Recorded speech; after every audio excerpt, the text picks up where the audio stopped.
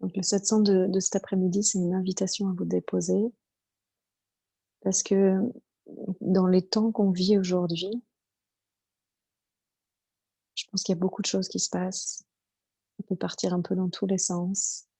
Il y a beaucoup de vidéos qui circulent sur plein de sujets et donc on ne sait plus où regarder, que croire, à quoi se fier et la seule façon de trouver la réponse, c'est de revenir en vous.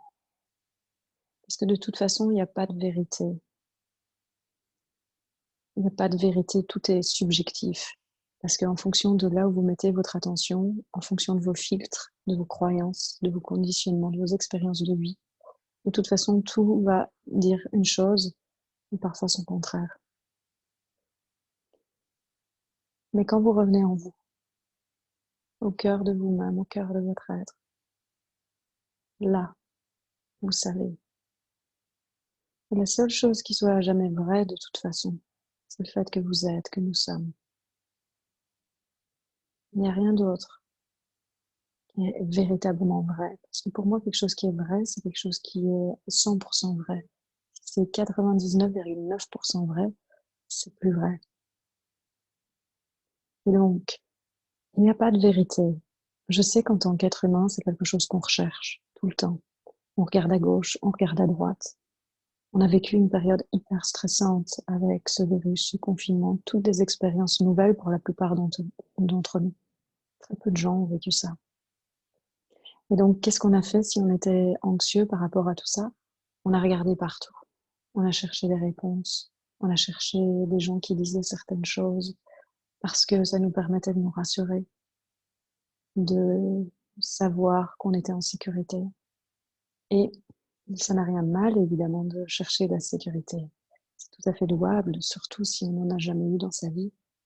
Mais la question, c'est est-ce que pour autant, ça va nous permettre de vraiment nous déposer ou est-ce que ça va juste être un temps, le temps qu'on croit à cette chose-là. Et puis si elle aussi, un jour, elle est démontée, on va retrouver cette insécurité. Et puis, de toute façon, la vie nous challenge à chaque instant, donc cette insécurité, elle va revenir d'une façon ou d'une autre. Peut-être que vous allez perdre votre emploi, peut-être que votre relation va s'arrêter, peut-être que votre enfant va être infernal. Et tout ça sont des façons de finalement venir un peu titiller cette insécurité intrinsèque qui est là pour la plupart d'entre nous. Et donc, que faire dans un moment comme celui que nous traversons, sinon venir de plus en plus profondément, se déposer en nous, nous déposer en nous, être, être là et laisser émerger véritablement cette nouvelle possibilité. Si on veut un nouveau monde, il faut déjà qu'il commence en chacun de nous. On ne vivra pas ailleurs. Il est déjà avant tout vivant en nous. Et donc le plus essentiel, c'est que nous nous mettons à l'incarner par chaque choix que nous posons, par chaque décision que nous prenons, par le fait de nourrir toutes ces grandes industries, par exemple, commerciales ou pharmaceutiques, par les choix que nous posons, à qui est-ce que nous donnons notre pouvoir ou à qui est-ce que nous donnons notre autorité. Est-ce que nous écoutons notre corps? Est-ce que nous revenons ici et maintenant pour savoir ce qui est vrai et juste pour nous dans cet instant? Ou est-ce que nous écoutons ce qui se passe à l'extérieur et on part à gauche, à droite pour essayer de savoir qui a raison?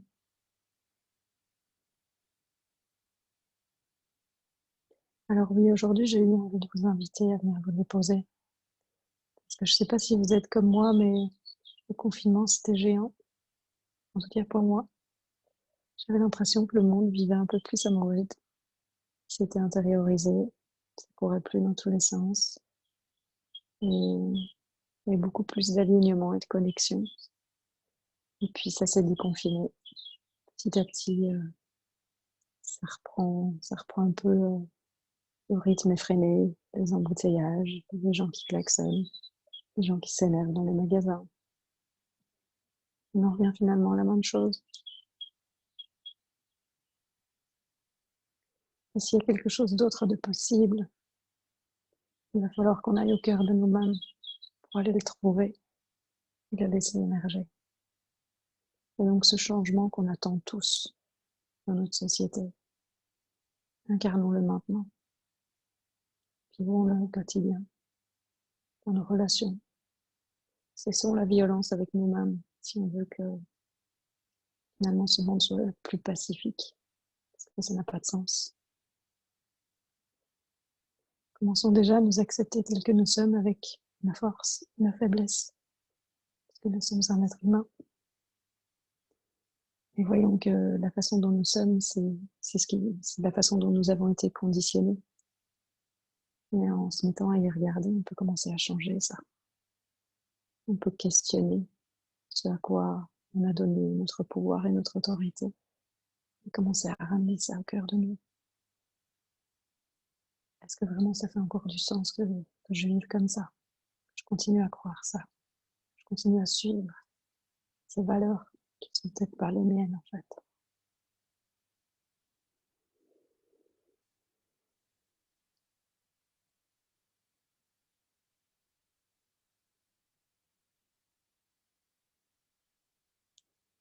Et donc aujourd'hui, j'ai envie de vous faire un petit voyage. Un petit voyage à travers qui vous êtes et ce que vous êtes.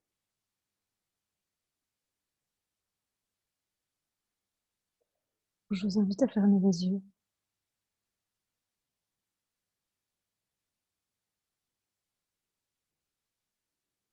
à prendre une ou deux bonnes respirations si ça vous permet de vous déposer davantage là où vous êtes assis.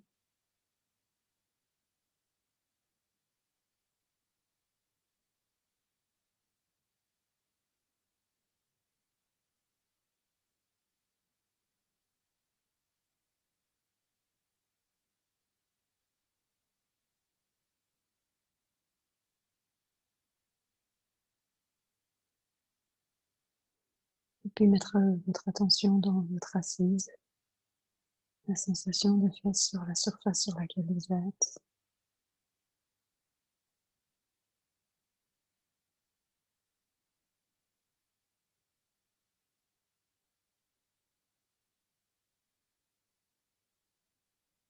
Et voyez que quand vous mettez votre attention sur votre assise, vous voyez qu'en fait vous ne savez pas déterminer, vous ne pouvez pas déterminer où finissent vos fesses et où commence la chaise ou le coussin. Parce que tout ce qu'il y a, c'est de l'énergie. Il n'y a pas d'eux, juste de l'énergie, une vibration.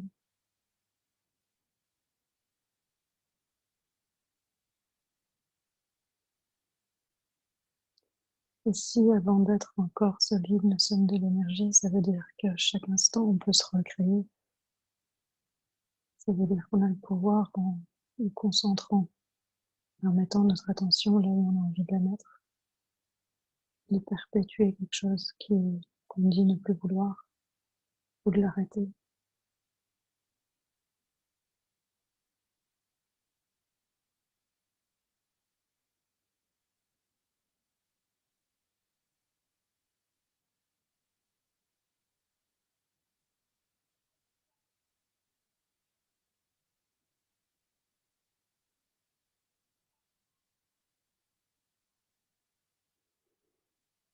Et je vous invite à imaginer que vous avez des racines qui partent de cette assise ou de vos pieds si vos pieds sont au sol. Des racines robustes partent au cœur de la terre et vous relient à celle-ci.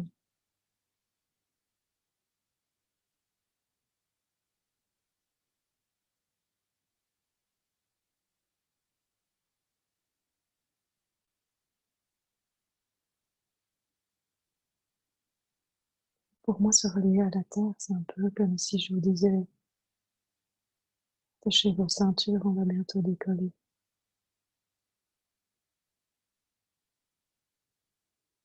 Relier à la terre, c'est sentir votre reliance à ce sur quoi on vit, c'est aussi votre sécurité. Et c'est aussi ce après quoi elle crie aujourd'hui. cette reliance à la Terre, cette reconnexion avec la planète à laquelle nous appartenons, j'ai envie de dire.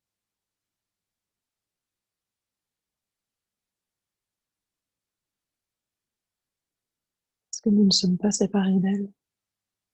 Et pourtant, nous vivons comme si nous l'étions, en l'exploitant,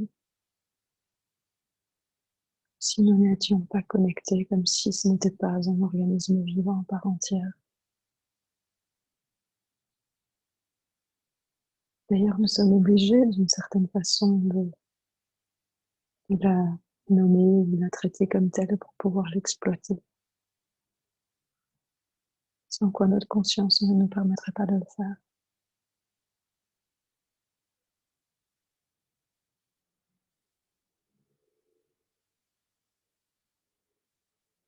Donc, sentez ces racines qui vous relient au cœur de la terre, ces racines qui vous apportent connexion et stabilité.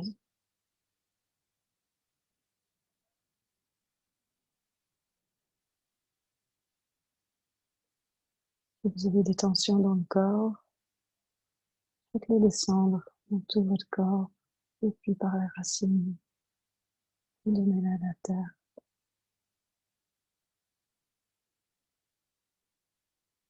qui se réjouit de pouvoir vous soutenir.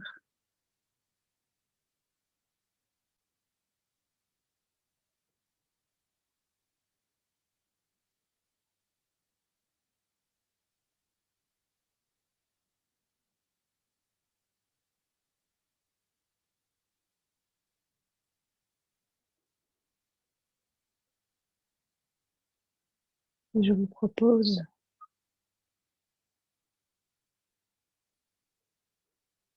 aussi de mettre votre attention sur vous, vous ici, homme ou femme, aujourd'hui, à l'âge que vous avez, ou encore que vous avez. Sentez ce corps, sentez ses contours, sentez toutes ces formes, sentez ces tensions, ces douleurs.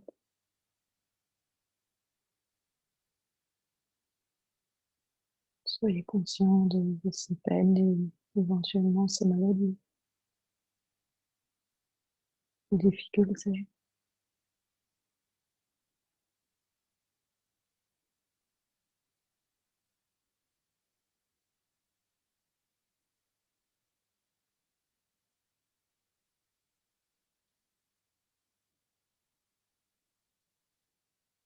Et soyez là, ici, maintenant,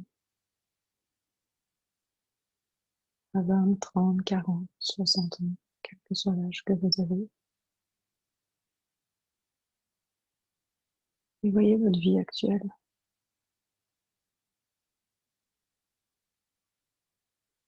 la situation telle qu'elle est aujourd'hui dans votre vie, avec honnêteté.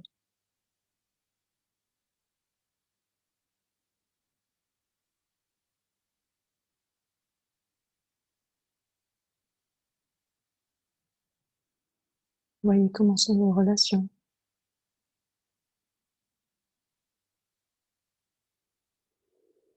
Voyez ce qui est présent dans votre vie.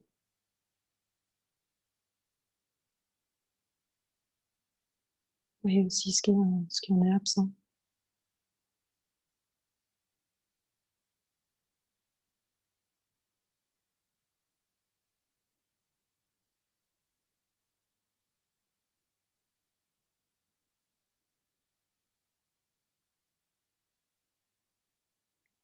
Voyez ce que vous aimez.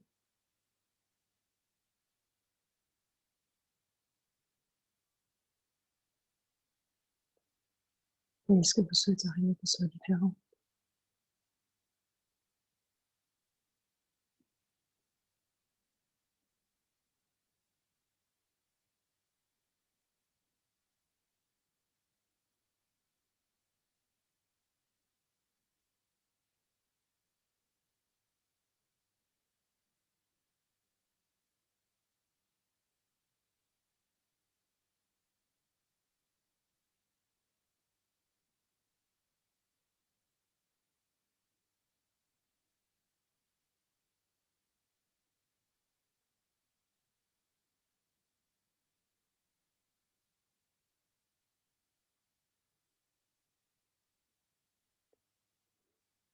Puis je vous propose,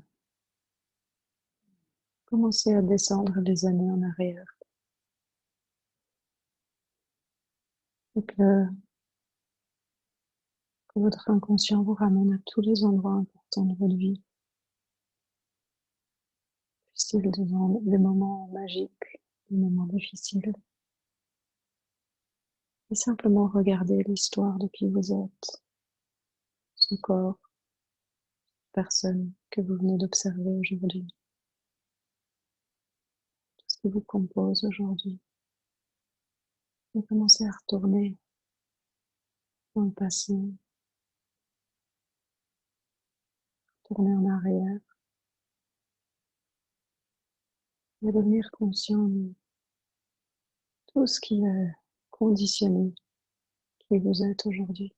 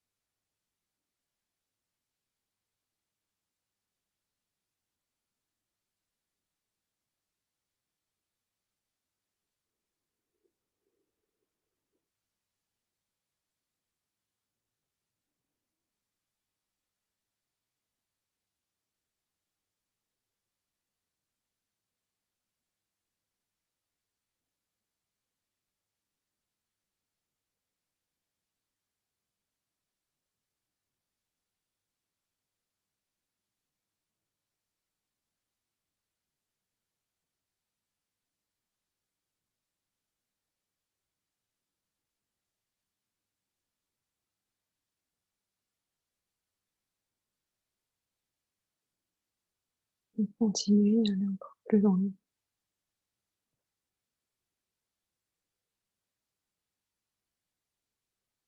Laissez tous les souvenirs qui viennent à votre mémoire venir et partir.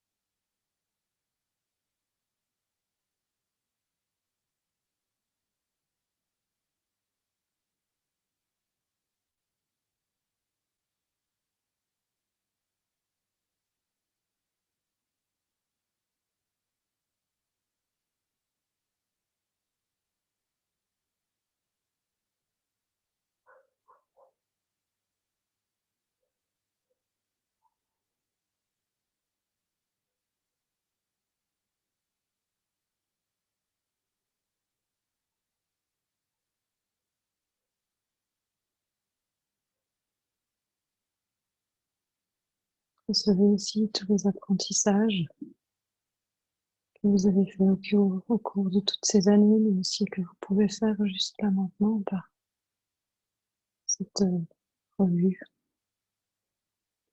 de vie.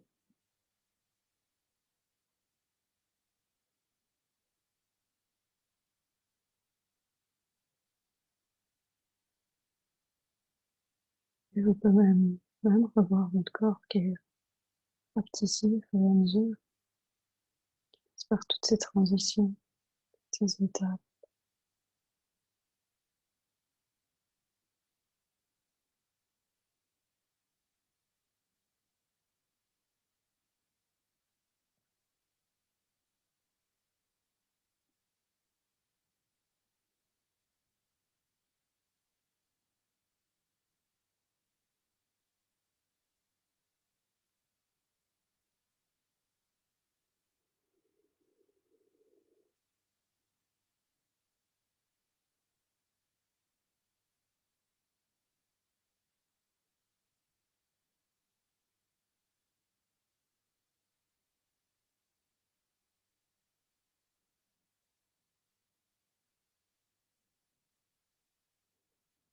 Et retournez jusque dans le ventre de votre mère.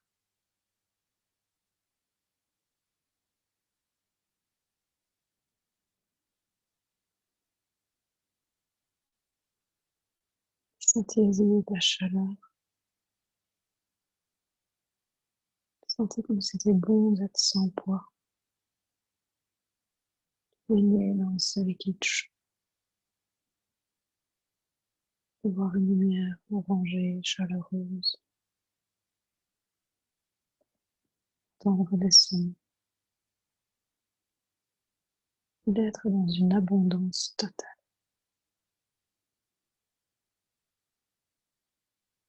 À chaque instant, vous receviez ce dont vous avez besoin, sans même avoir à le demander. L'instantanéité du moment, de votre besoin. Tout était là, tout le temps. Sentez ça. Laissez votre corps recevoir ce bien-être.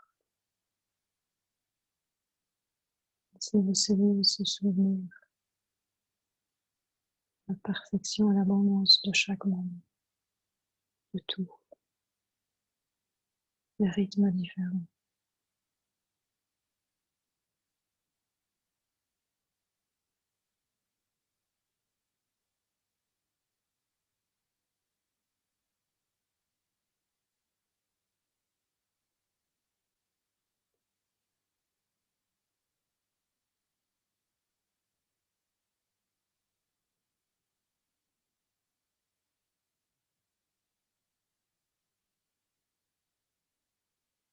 Sentez combien vous étiez en sécurité.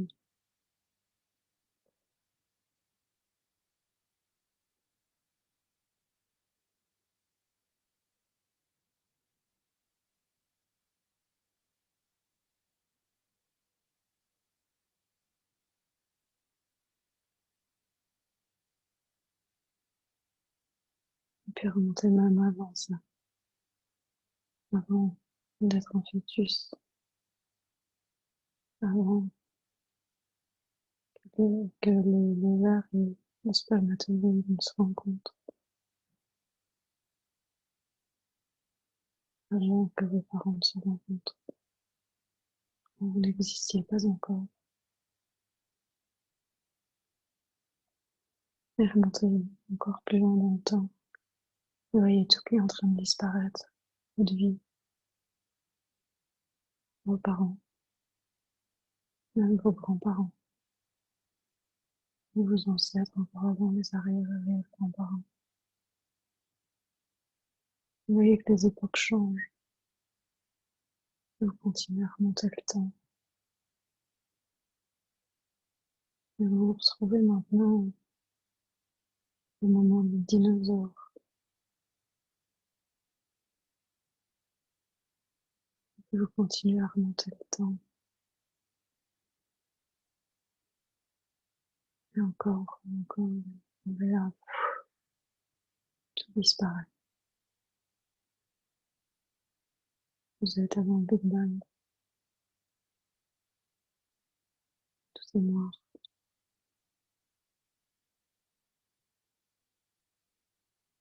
C'est vide.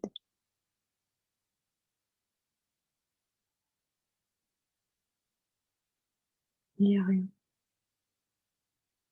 Pas de corps, pas de personne. Pas de. Tout est disparu.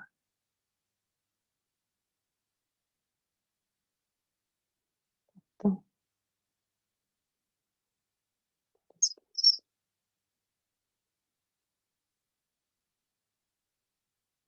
Il n'y a que vous, que ça. Moi,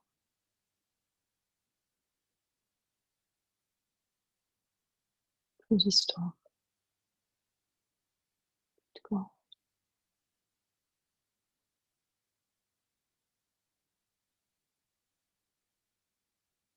Même plus le monde a changé.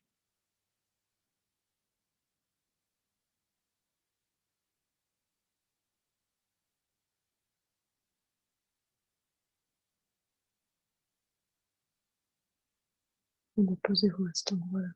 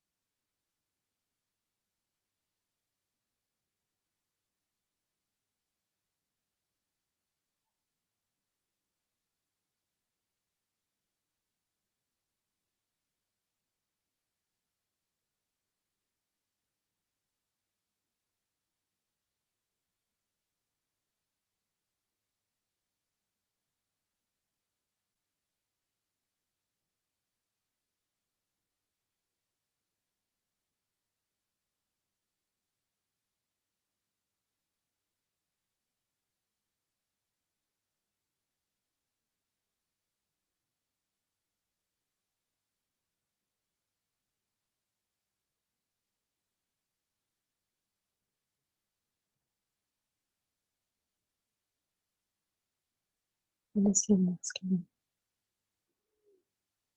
Vous restez là. Si tout ce qui vient vous traverser, vous y accrochez.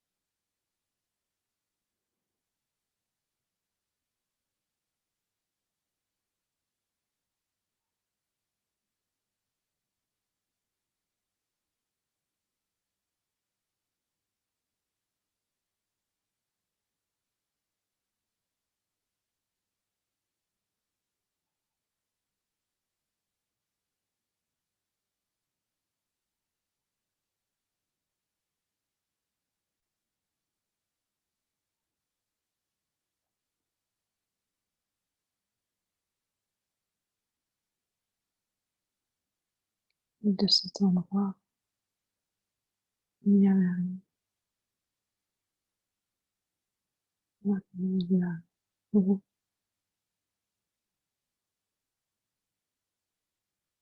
Vous êtes à nouveau dans le monde de votre mère. Et des milliers d'histoires qui sont passées. Vous êtes là dans ce cocon tout chaud. Vous sentez aimé, choyé, tendu,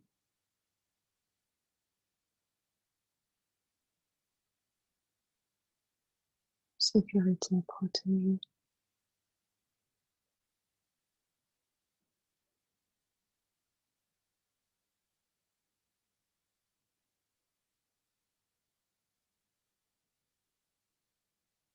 Vous vous laissez.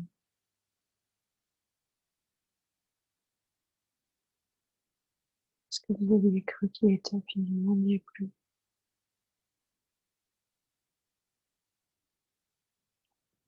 Vous avez changé de lentille.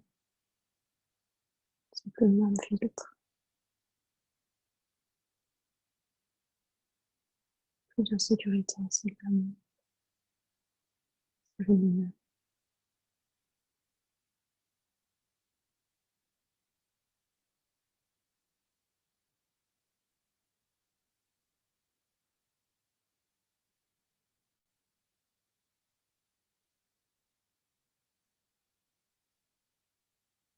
Vous grandissez, vous avancez.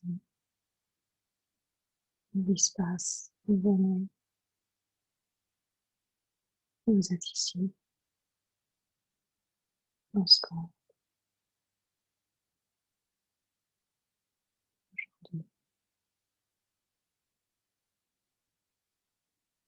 Bougez un peu vos orteils, vous sentez que ça répond.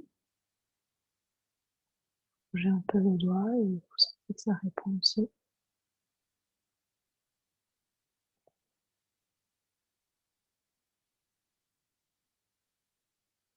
Là, vous sentez que vous venez de faire un long voyage. En même temps, il y a juste un moment qui se passe.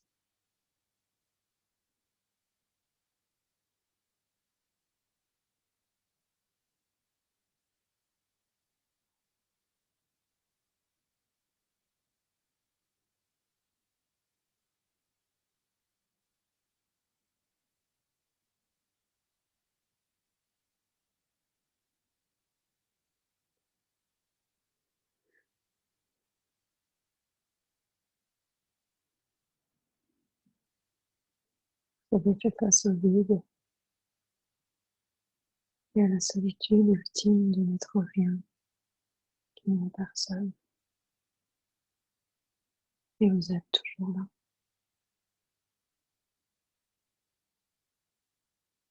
Vous vous sentez combien le vide est plein. Le silence d'être seul et bon. Et habiter.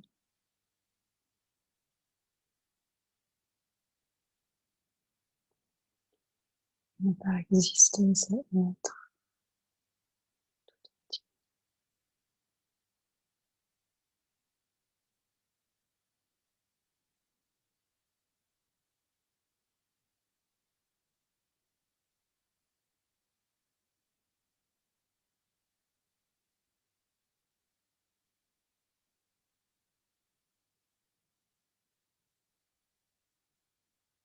Quand vous vous sentez prêt, vous pouvez ouvrir les yeux et voir le monde autour comme si c'était la première fois, comme si vous n'étiez encore jamais venu ici.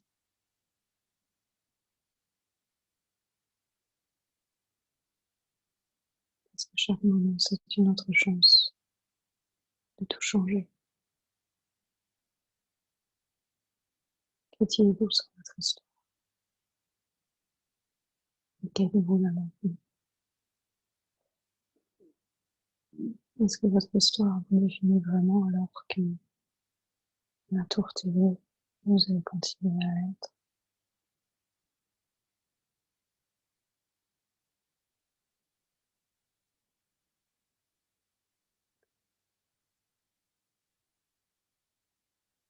Et si votre histoire était ce qui vous empêche d'être en paix, de poser là, peut-être juste en de la laisser partir, comme vous venez de le faire avec moi ici, et pas d'aller la rechercher ou à nourrir à chaque instant.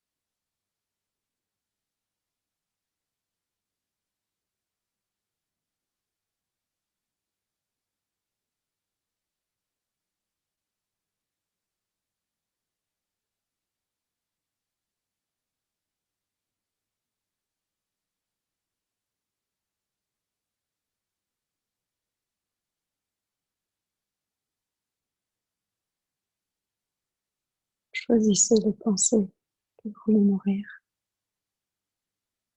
Choisissez celles qui ne vous servent plus. Laissez-les tomber. Vous n'êtes pas obligé de recréer chaque jour la souffrance que vous avez vécue alors. On a créé autre chose.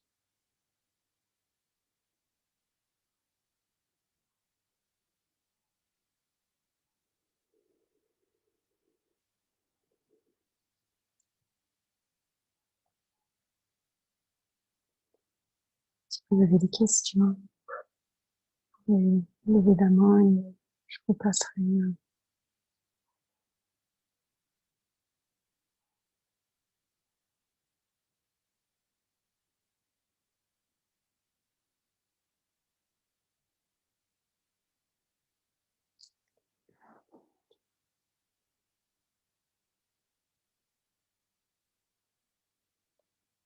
Ok, j'entends que, je sais pas si vous êtes toujours là, que vous n'avez pas entendu, pas bien entendu la méditation.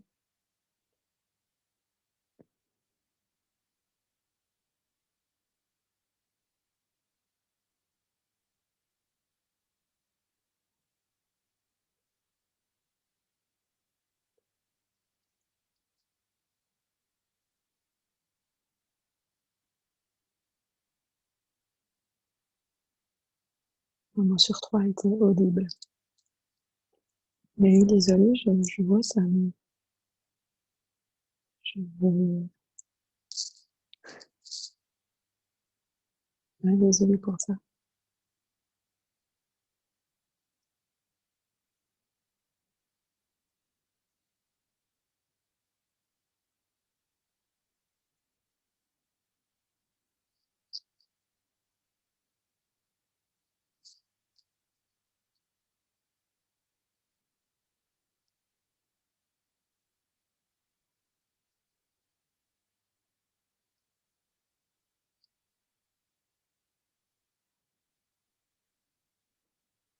Super, Delphine.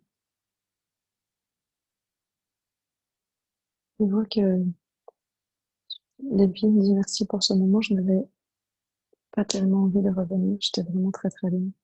Je vois que tu n'as pas quitté, tu as juste changé de forme. Tu étais toujours la même. Ce qui était parti, c'était toute l'identification, toute l'histoire. Et ce qui était quand il n'y avait plus rien est toujours là maintenant. Ce qui fait la différence, c'est l'identification à tout et toute l'histoire qu'on se raconte.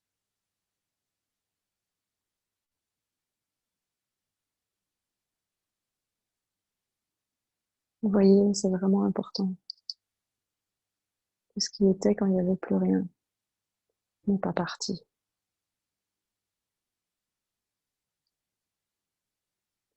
Et que ce qui revient, c'est votre présence ici. Et vous pouvez laisser de côté toute l'histoire de qui vous pensez être. Parce que ce que vous êtes n'a pas bougé, n'a pas changé. Ce que vous êtes en essence.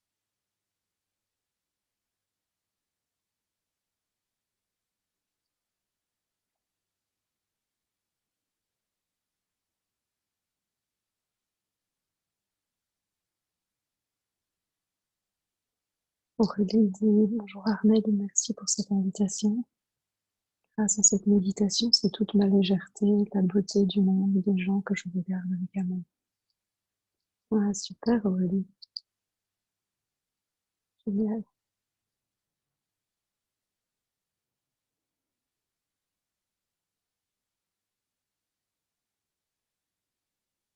Mm.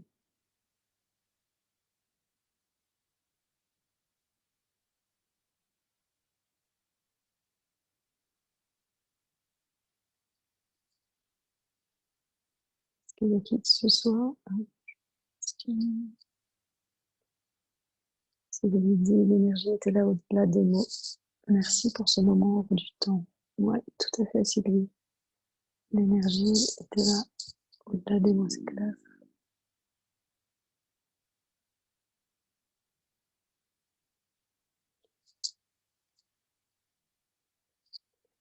Est-ce qu'il y en a parmi vous qui ont envie de partager en direct ou de poser une question, d'éclaircir ou clarifier quoi que ce soit?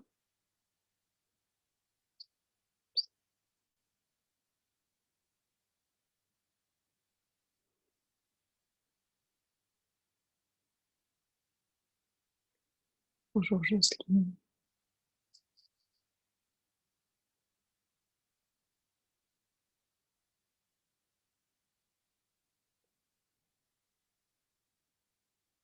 Changer le monde, ça vous demande. Ou vous changez vous, vivre la vie que vous avez vraiment envie de vivre.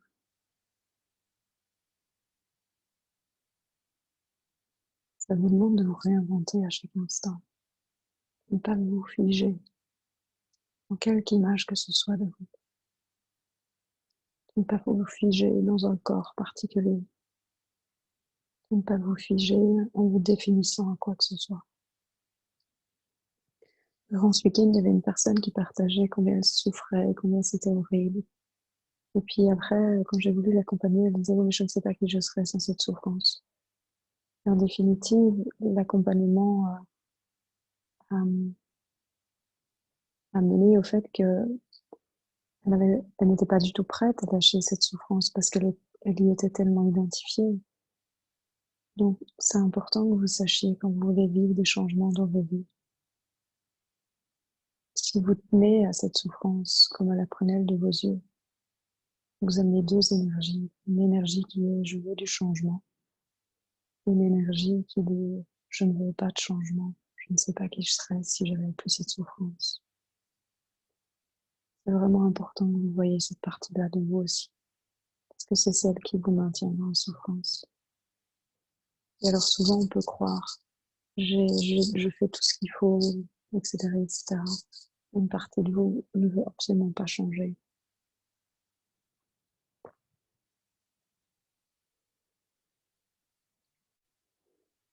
Une partie de vous est tellement identifiée à cette souffrance que elle ne peut pas imaginer que quelque chose pourrait être différent.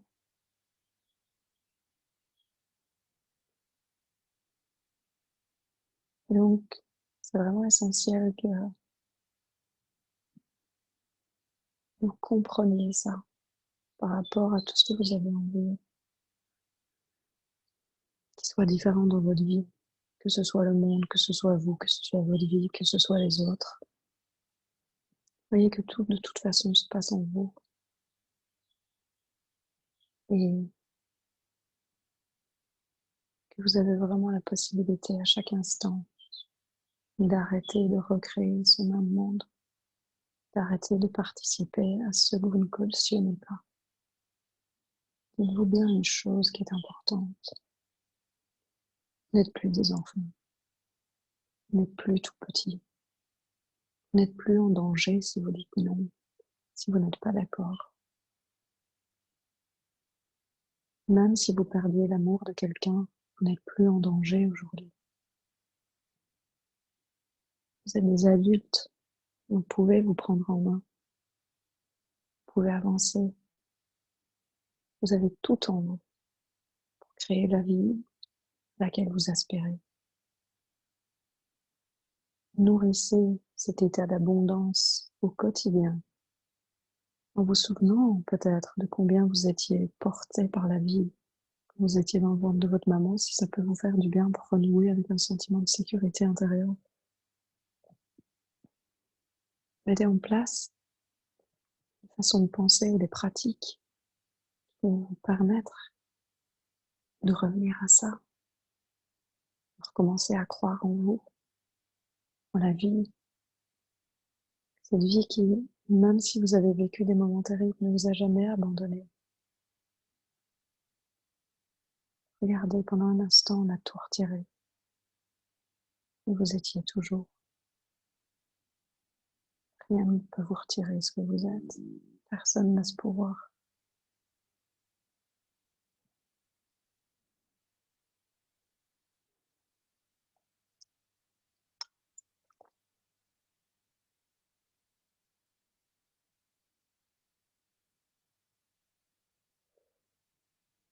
Je pense m'être un peu endormie ou comme une sensation d'avoir été suis comme dans du coton enveloppé d'une grande douceur. Ouais, super, Corinne. Tu t'es probablement pas endormie. C'est certainement allé loin. En fait, c'est ça ta vraie nature. C'est quand tu as l'impression d'être partie, mais que tu es quand même encore un peu consciente de ce qui se passe. Par exemple, tu peux entendre des bruits ou le son de ma voix ou quelque chose, même si tu perçois plus les mots ou ça. C'est ta vraie nature, Corinne. Ce que tu es. Chouette. Et vois que même quand tout s'en va, c'est toujours là.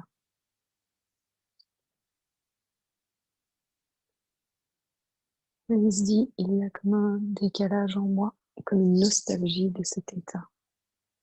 Il voit que ça n'existe que dans la pensée, parce que cet état n'est pas parti.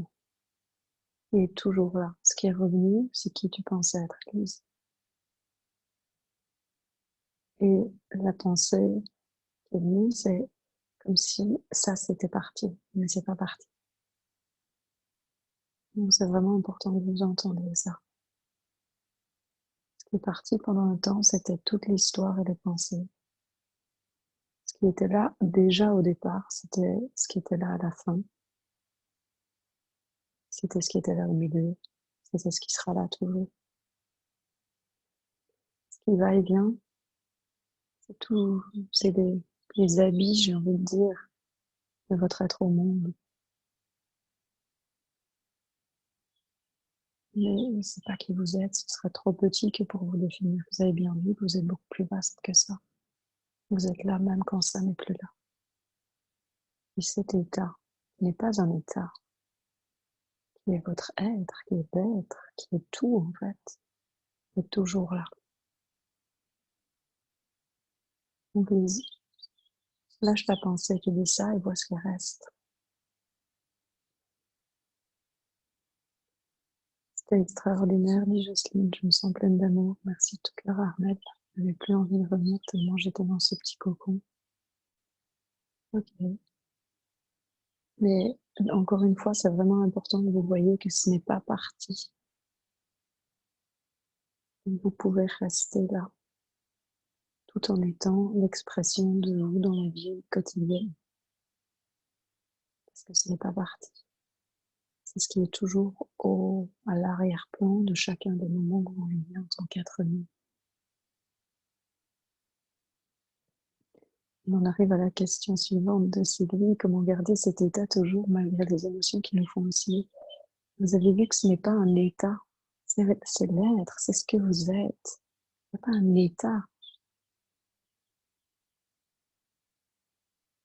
Les émotions sont juste comme des nuages dans un ciel. Donc les émotions ne viennent pas gâcher ça. C'est parce que vous croyez qu'il ne devrait pas y avoir d'émotions pour qu'il y ait ça, que vous avez l'impression que c'est plus là. Comme ce n'est pas un état, ça ne part pas et ça ne vient pas. C'est là tout le temps. C'est à l'arrière-plan de l'émotion. C'est à l'arrière-plan de la colère qui vous fait crier. C'est à l'arrière-plan de la tristesse. C'est à l'arrière-plan de vous qui partez au travail le matin.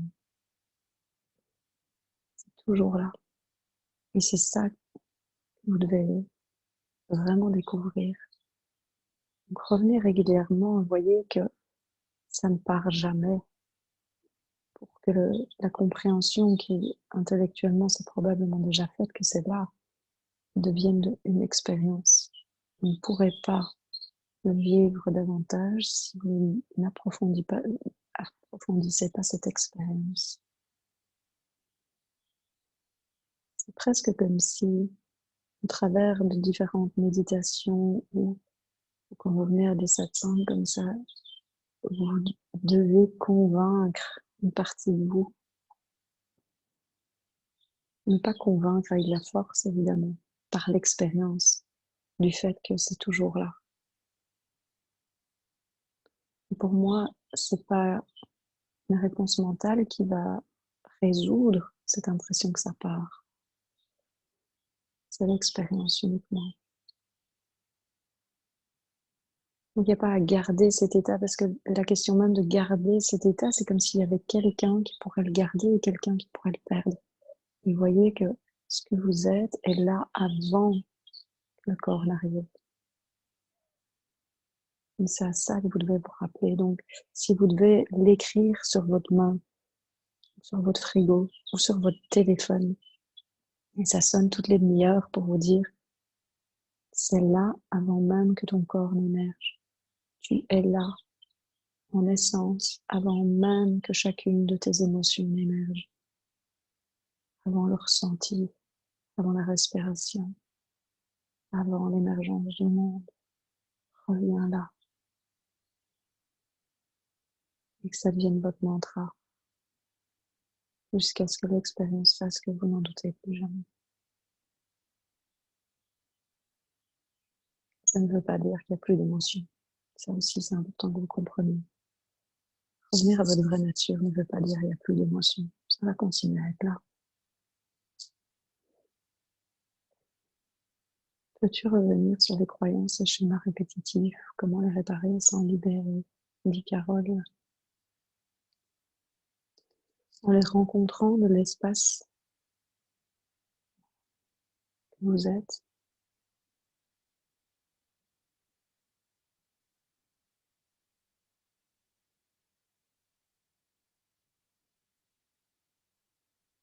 voyez que les schémas sont répétitifs uniquement parce que vous continuez à croire que vous êtes cette personne, ce corps et toute votre histoire. Et voyez que en un instant, toute votre histoire a disparu. Et vous existiez toujours. L'instant d'après, vous êtes revenu. Les schémas répétitifs, ils viennent du fait que vous continuez à nourrir les mêmes pensées et les mêmes croyances.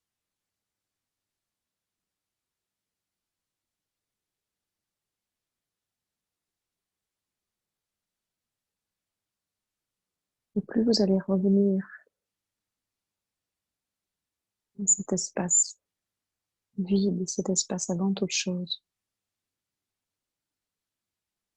et moins vous allez nourrir ces schémas répétitifs, plus vous allez vous ouvrir à quelque chose de vaste, à l'espace de tous les possibles, et au fait que vous avez le choix à chaque instant de mettre votre attention là où vous avez envie que ce soit.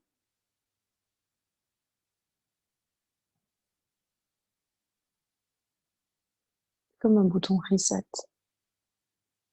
de revenir à l'espace que vous êtes avant toute chose. Vous avez la possibilité d'effacer ce que vous êtes en train de vivre et de créer quelque chose de nouveau.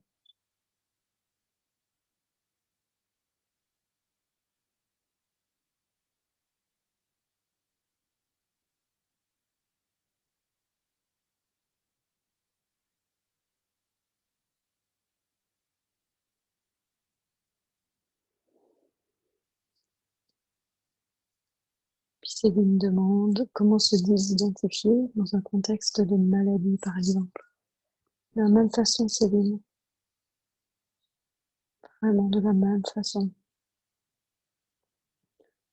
en permettant aux émotions d'être ce qu'elles sont, parce que ça ne sert à rien de les nier ou de les refouler, évidemment. C'est plutôt rentrer dedans, ressentez ce que vous devez ressentir, laissez les souvenirs émerger et vivez ce que ça vous fait vivre. Et souvenez-vous que vous n'êtes pas votre histoire, et vous n'êtes pas ce qui vous est arrivé. Vous êtes avant tout ça. Et que quoi que ce soit qui vous est arrivé n'a rien changé à ce que vous êtes en essence.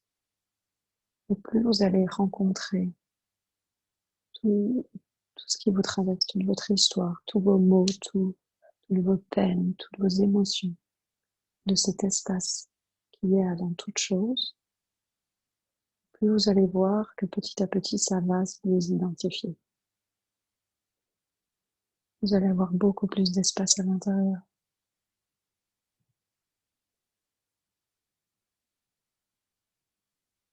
Et l'histoire aura moins de place dans votre vie. Parce que vous découvrirez de plus en plus que vous êtes tellement plus vaste que la maladie, tellement plus vaste que les traumatismes, tellement plus vaste, quoi que ce soit qui émerge. Mais c'est un véritable entraînement. C'est simple à dire comme ça, mais pas toujours simple à faire. Donc c'est vraiment de la répétition permanente. Comme si vous vous entraîniez pour les Jeux Olympiques, mais là c'est les Jeux Olympiques de votre vie. Les Jeux Olympiques du bonheur que vous méritez.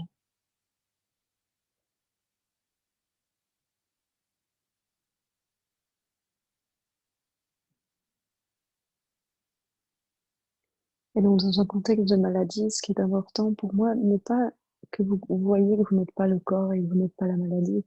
Oui, c'est important aussi que vous voyez que vous n'êtes pas ça. Et c'est aussi de voir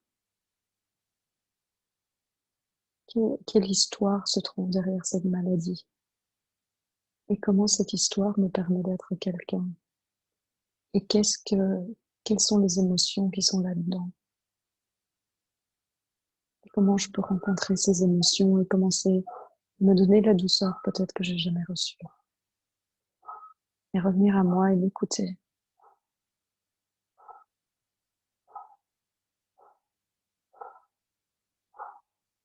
Que vous soyez de plus en plus vrai avec vous. Et que vous vous donniez une vraie place dans votre vie. Et vous pouvez voir, c'est toujours les deux qui sont importants. C'est pas juste un aspect ou l'autre. Tu m'entends pas, Céline? Je vois ton message qui dit j'entends pas la réponse.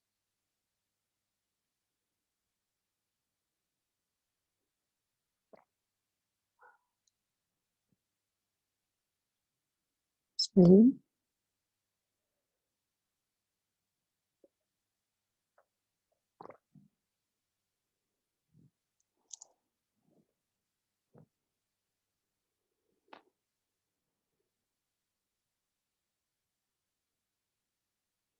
Donc c'est toujours les deux aspects. C'est en même temps le côté humain qui doit être rencontré, mais pas rencontré de la blessure, rencontré de l'espace que vous êtes. Parce que si vous êtes trop dans la blessure et que vous rencontrez la blessure de la blessure, vous renourrissez le traumatisme. Il est vraiment important que vous rencontriez la blessure de l'espace que vous êtes avant toute chose pour donner justement à ce qui a été blessé la chance d'être reçu pleinement dans un amour inconditionnel.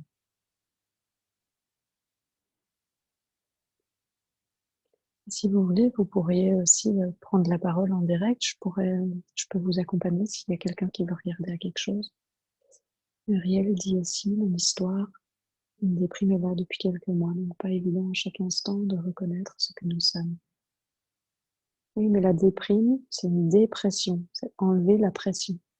Quelle pression est-ce que tu te mets, Muriel, au quotidien pour être probablement quelqu'un d'autre que toi?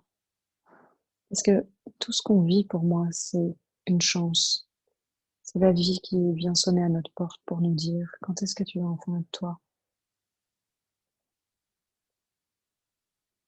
Et donc, vie, la tristesse, l'épuisement, tout ce qui est là, et le manque d'envie. Ressens, ouais.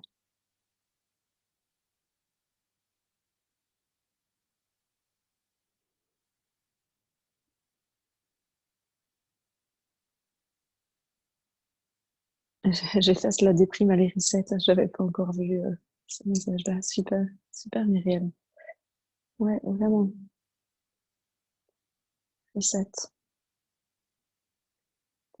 T'es pas cette déprime et t'as la possibilité de tout changer maintenant.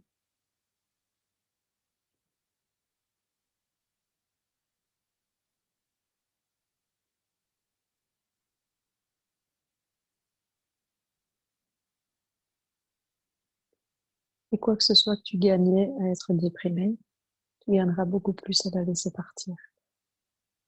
Parce que tu gagneras beaucoup plus à être toi, qui tu es vraiment.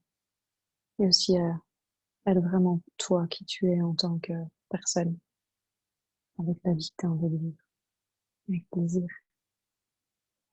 Mhm.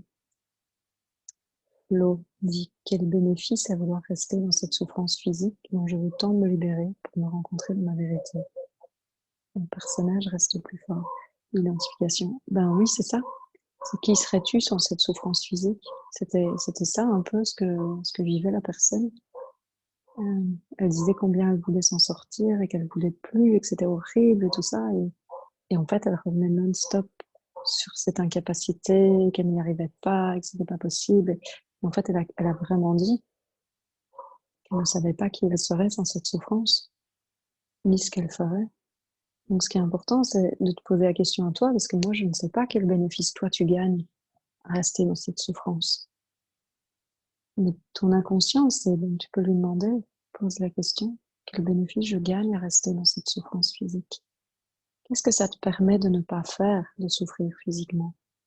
Peut-être que ça te permet de t'écouter, de souffrir physiquement. Donc, si la souffrance s'en allait, tu t'écouterais plus. Donc, ton corps, il est obligé de maintenir ça s'il veut que tu le respectes. Par exemple, tout à fait par hasard. En tout cas, ce qui me vient.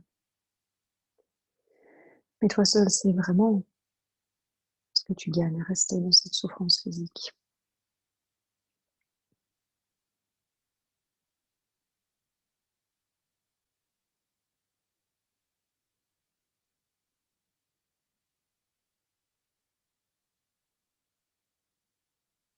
Avec grand plaisir, Sylvie.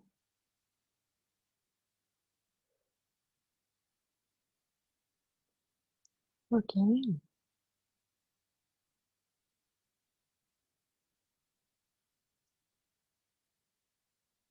Vous avez d'autres questions? Est-ce que j'ai répondu à tout ce qui se présentait pour vous? Tout ce que vous vivez?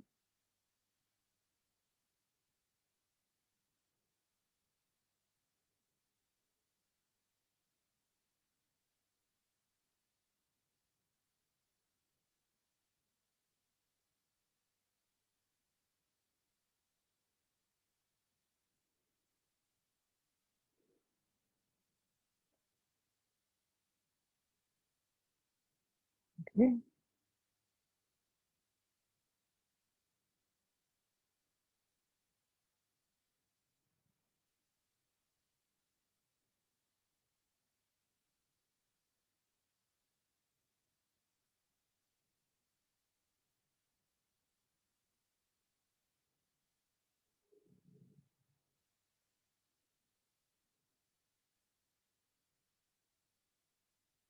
Tellement limpide lorsqu'on ne se prend pas pour le personnage.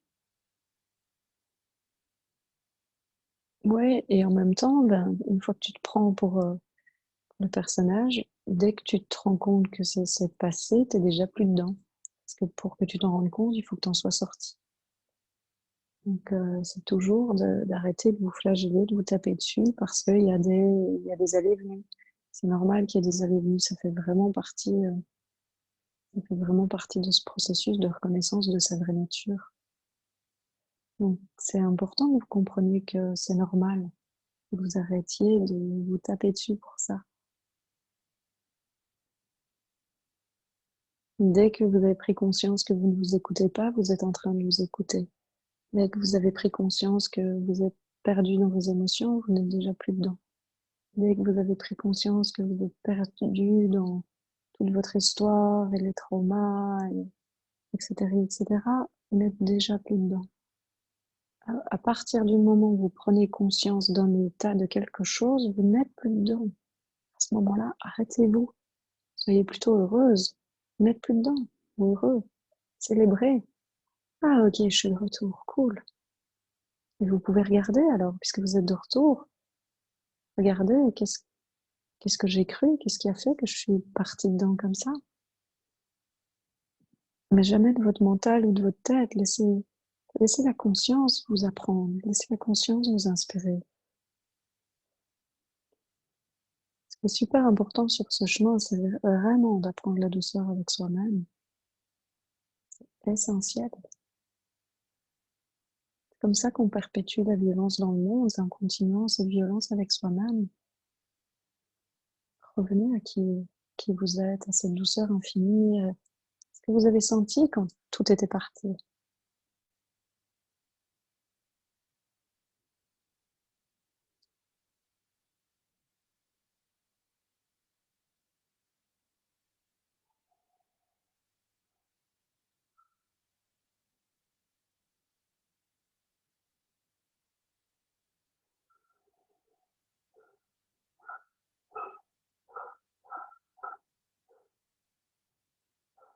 Est-ce que c'est nécessaire de reconnaître tous les personnages qui protègent notre identité ou seulement les émotions?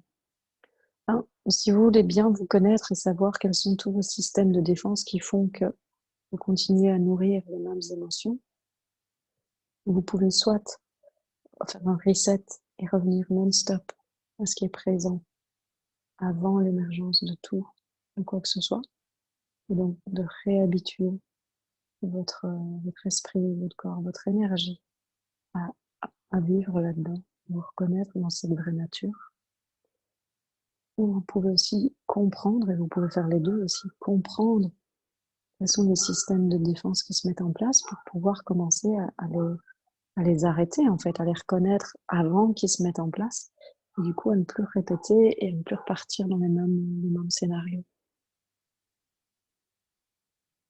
Donc, nécessaire, ça dépend ce que vous voulez vivre, ça peut être oui, ça peut être non, mais en tout cas, si vous avez envie de vous découvrir et de connaître comment vous fonctionnez, oui, ça va vous permettre de mieux comprendre, en effet, et du coup de pouvoir déjouer ces pièges. Parce que ces systèmes de défense étaient utiles quand vous étiez petit ou petite, mais ils sont plus utiles aujourd'hui. Ils continuent à vous maintenir dans une façon d'être qui n'a plus de sens aujourd'hui, puisque, comme je vous disais tout à l'heure, aujourd'hui, si quelqu'un ne vous aime pas, vous n'allez pas mourir. Si quelqu'un décide de se séparer de vous, de vous mettre à la porte, vous n'allez pas mourir. Ça peut réveiller des peurs très profondes de l'enfance, mais qui n'existent plus aujourd'hui.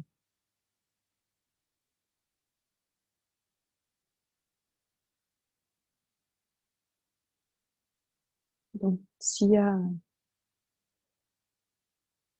pas mal de systèmes de défense, de façons de fonctionner qui en effet protègent l'identité de la souffrance, par exemple, le fait de le voir, ben, ça va vous permettre de mieux déjouer ces pièges-là et donc petit à petit de commencer à lâcher cette identité. Et pas la lâcher avec la volonté vous-même, la lâcher en revenant à l'espace que vous êtes avant toute chose, en revenant à ce vide, là où il n'y a pas d'identité, là où il n'y a personne, il n'y a pas de séparation.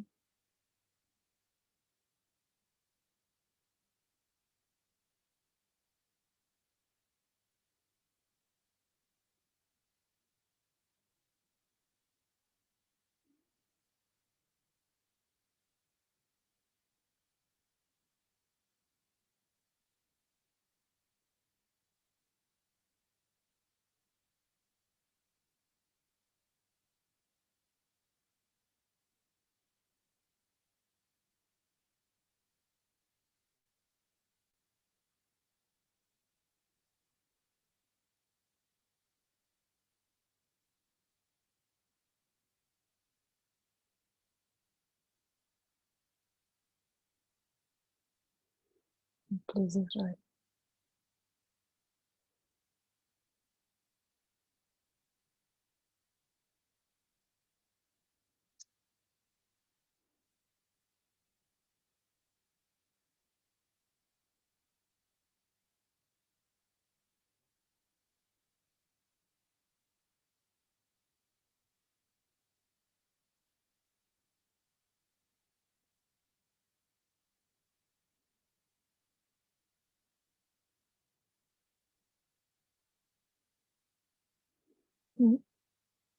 Super, Betty.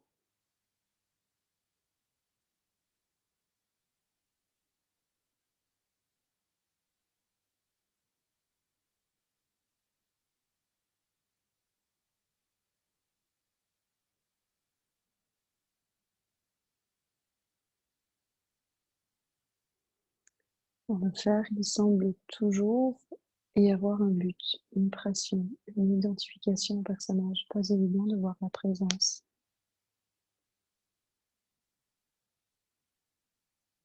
Eh bien, ralentis, Claudia. Ralentis ce que tu fais. Ralentis ce que tu fais pour justement amener la présence dedans. Et le but, la pression et l'identification au personnage, c'est une seule et même chose en fait. À partir du moment où il y a identification, il y aura probablement la plupart du temps de la pression. Tu vas certainement vouloir bien faire pour être aimé, pour être reconnu, pour avoir la valeur, pour prouver quelque chose, pour atteindre le but. Donc, c'est important aussi de pouvoir lâcher parfois tout ce qu'on croit qu'il doit être pour s'ouvrir à ce qui est. Parce qu'on ne connaît pas toujours le meilleur chemin. pour aller vers quelque part. Et donc quand on reconnaît ça parfois, que peut-être qu'il y a un autre chemin auquel on n'a jamais pensé, qu'on demande à la vie, et en général, ça devient beaucoup plus simple, beaucoup plus léger, fluide aussi. Seulement, ça demande alors de passer par des émotions qu'en général on a envie d'éviter. Et c'est ça qui fait qu'on continue comme on a l'habitude de faire. C'est aussi plus facile. Facile de faire ce que j'ai toujours fait que de commencer à m'arrêter, à ressentir et à penser différemment, à devenir attentive à mes pensées. Donc, qu'est-ce qui se passe? Ben, ça continue. Je continue à nourrir la même chose. Et c'est là où il y a la possibilité d'arrêter. Reset. Non, stop. Je ne continue plus. Je ne réagis plus. Je laisse faire. Je prends le risque de tout perdre. Et j'écoute. Qu'est-ce que ça dit?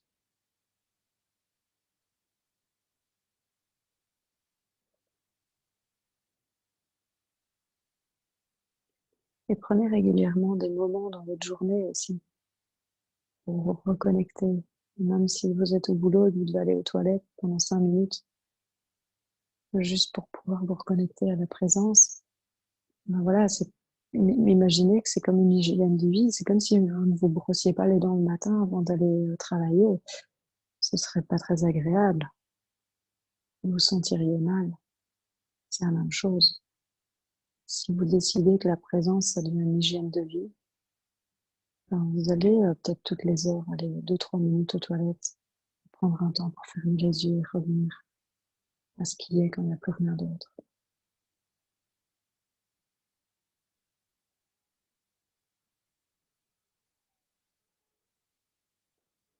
Et puis mettre un point d'honneur à essayer de rester là, à cet endroit-là, même quand vous êtes en train de travailler, que vous puissiez voir tout ce qui se passe, mais que votre attention vienne de là, pas de là, elle vient de là, l'observateur, la conscience.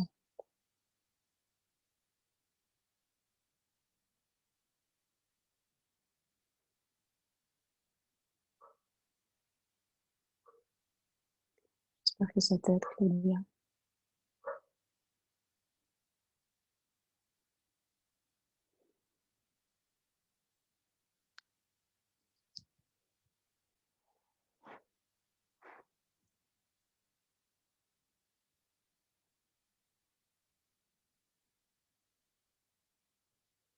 Merci Armel.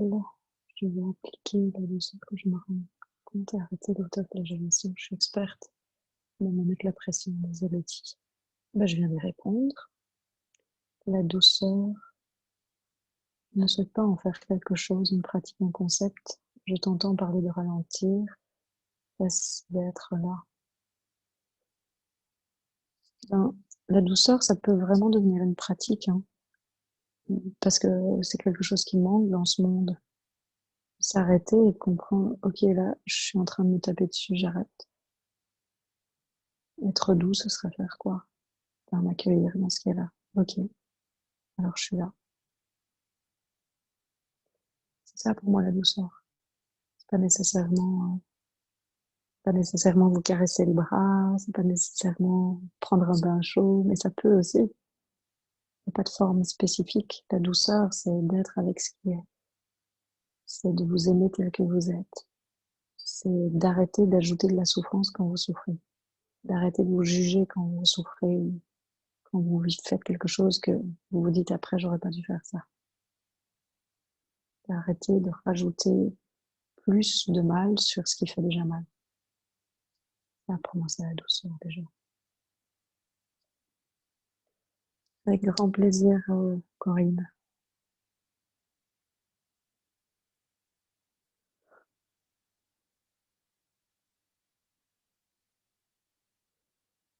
Avec plaisir, Claudia. Bonjour Armel. Comment se défaire d'un complexe physique présent depuis l'enfance qui a été l'objet de moqueries et de rejet? Il me faudrait moi-même accepter cette partie du corps, mais je n'y suis jamais parvenue. Merci. Eh bien, commence avec le fait que tu le rejettes. Commence à accepter le fait que cette partie de ton corps, tu la rejettes profondément. Et que toi-même, peut-être, tu vis de la honte ou du malaise, quoi que ce soit qui est présent comme émotion avec ça. Et je t'inviterai à vraiment ressentir les émotions qui sont présentes. C'est difficile d'aimer comme ça d'emblée quelque chose qui n'a jamais été aimé. Mais on peut déjà aimer le fait ou accepter le fait qu'on ne l'aime pas. Ce serait la première étape. Et de voir qu'est-ce qui se passe quand je reconnais, je deviens honnête en fait, vraiment profondément honnête. Le fait que je n'aime pas cette partie de moi, cette partie qui a fait l'objet de moqueries, de rejets, cette partie qui me rend différent peut-être. Et donc, de pleinement rentrer dans les émotions qui sont présentes avec cette différence. Ce serait pour moi la première étape. Et là, il y aura déjà plus d'amour en fait.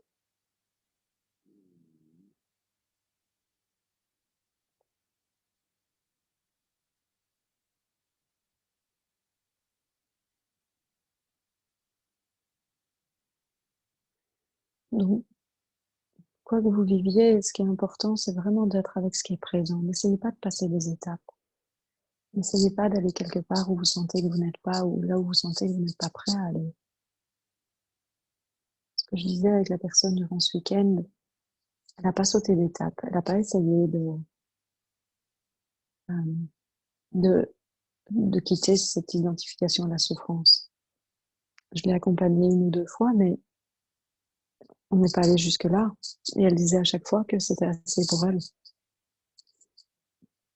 Quelque part, ça, c'est déjà de l'amour de soi. Parce qu'elle ne se faisait pas aller à un endroit où elle n'était pas prête à aller aujourd'hui. Et souvent, quand on est sur un chemin où on veut tellement sortir de sa souffrance qu'on se fait souffrir davantage en se mutilant, en se forçant à aller à un endroit où on sent bien qu'on n'est pas prêt à ça. Donc la première étape, quoi que vous viviez, c'est vraiment d'être présent à ce qui est déjà là maintenant. De rencontrer ce qui est présent là maintenant. Et pour moi, ça, c'est déjà de l'amour et c'est déjà du changement. Et je ne sais pas quelle sera l'étape suivante parce que ça va dépendre de votre réaction face à ça. Mais soyez avec ce qui émerge. Et quand vous serez avec ce qui émerge suite à ça, ça va faire la même chose en fait. Ça va, ça va vous permettre d'être aussi dans cet amour. Donc quoi que ce soit que ça fera émerger, hein, ce sera la même chose et vous allez faire ça indéfiniment. Et ce que ça vous permettra de découvrir, c'est comment être avec ce qui est. Pas d'essayer d'être ailleurs, pas de vous forcer à être quelqu'un d'autre. Parce que vous n'avez pas l'impression que l'amour, c'est déjà ça. D'être avec vous tel que vous êtes, de vous rencontrer là où vous êtes, de ne pas essayer de vous faire aller ailleurs, pas vous violenter pour que vous soyez différent. Donc moi, je rencontrerai d'abord tout le malaise et la haine de cette partie. J'espère que ça t'aide.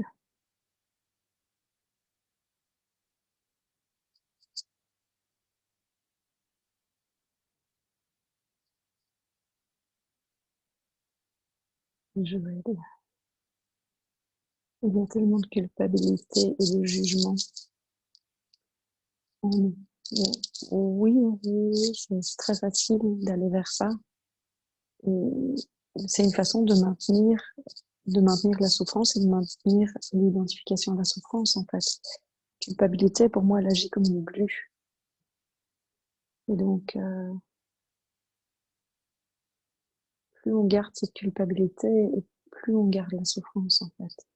Plus on juge, et plus on garde la souffrance. Anouchka dit, l'expansion du cœur, c'est du nectar. Quand tout est rencontré en douceur, pas à pas. En effet,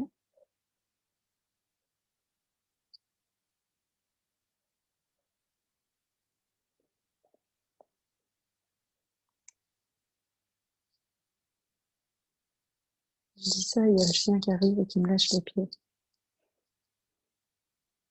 La douceur. Ouais. Ok. Ouais, tout à fait, Vincent, n'a rien trafiqué, exactement. Ouais, étape par étape, pas à pas. Super.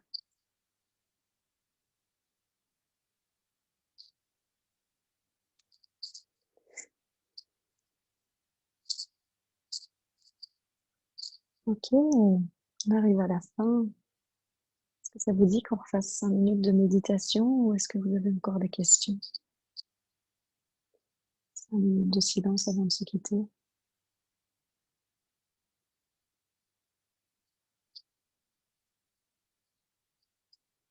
Ok.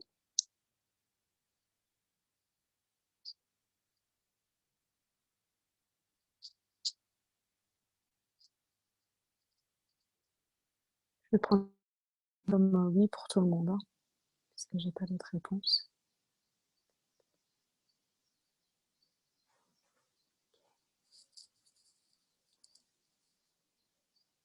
Fermez les yeux et déposez-vous dans tout ce qui a été partagé, dans tout ce qui est présent là maintenant, dans ce que ça a évoqué en vous, dans ce que ça a permis.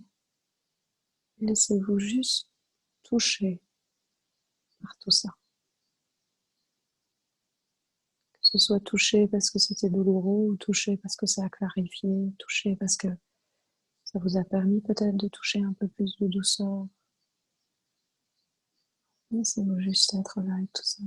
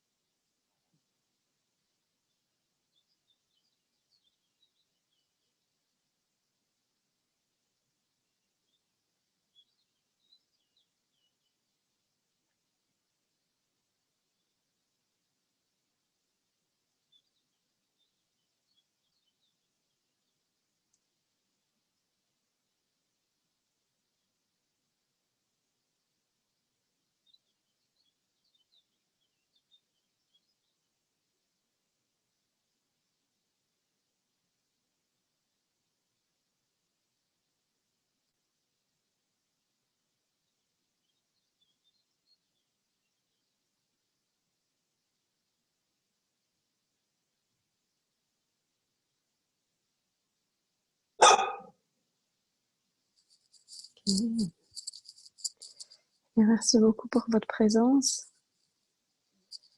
Je vous souhaite une magnifique soirée. Le grand plaisir à tous.